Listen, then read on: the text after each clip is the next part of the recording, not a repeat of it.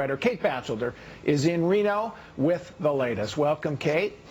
Hi, Paul. So you saw the debate last night. What argument is Joe Heck making for his case in the Senate? The Joe Heck pitch is basically that he can be trusted on the economy, on health care and Obamacare, and on national security.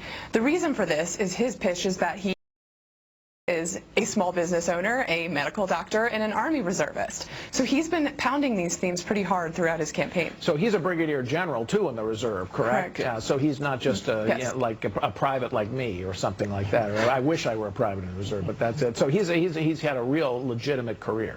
What is Cortez Masto saying in response? Cortez Masto is not running on any particular platform other than Heck is responsible for everything Donald Trump has ever said, and he's a tool of the Koch brothers. It's basically a repeat of what we saw in 2014 when the Democrats tried to paint, say, Joni Ernst, a Republican in Iowa, as a Koch brothers tool. Oh, yeah. When you say Koch brothers, you mean Charles and David Koch, the businessmen who spend a lot of money in campaigns. They're libertarian brothers. So she's trying to attach Heck to them and say you're somehow illegitimate because of that association. Is that working? It doesn't seem to be working, mostly because most Nevada voters don't seem to care who the Koch brothers are. Right. And this is a very transparent strategy from Harry Reid, who basically selected Cortez Masto to take his seat. She's a former attorney general for the state of Nevada, and he took over her campaign, or he sent his people in when it looked like she was floundering a while back, and she came in there, and he brought his aides in to try to rescue, and that's when they came up with the Trump link Heck to Trump.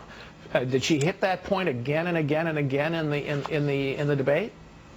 Yes, she did. So she tried to say that Heck still supports Trump, and Heck quipped back, I don't think my opponent has been watching the news the past week. So basically, she's relying on Harry Reid's staff, but you'll notice that Harry Reid is not on the stump with her when Cory Booker is with her today, Elizabeth Warren has been through the state, and Hillary Clinton has campaigned. I suspect that's because Harry Reid is not that popular with a lot of Nevada voters and is underwater favorability-wise and is a polarizing figure here. Yeah, he almost lost in his last re-election bid 6 years ago, so that's not necessarily the best endorsement. Now, Heck last week said that he was no longer endorsing Donald Trump. How is that playing for him? Because is that creating any rift within the Republican Party out there? Of course this will have some consequence, but it's hard to know at this point. A GOP internal poll this week showed that 14% of voters were more likely to vote for Heck because of his unendorsement of Trump, and that 14% were less likely to vote. So 70% of voters said they don't care. So it's just a wash.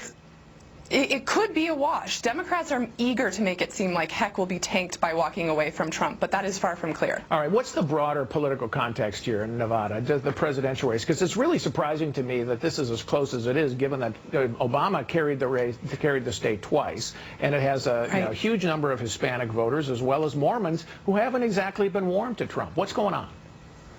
Well, I think there's a lot going on, and one is that Nevada has a large population of voters with high school degrees and some college, but not college educated. Right. It has a large white working class. We know Trump is very popular among these groups. It also is a bit of a transient state, especially Las Vegas. People move for a while, they stay, they leave.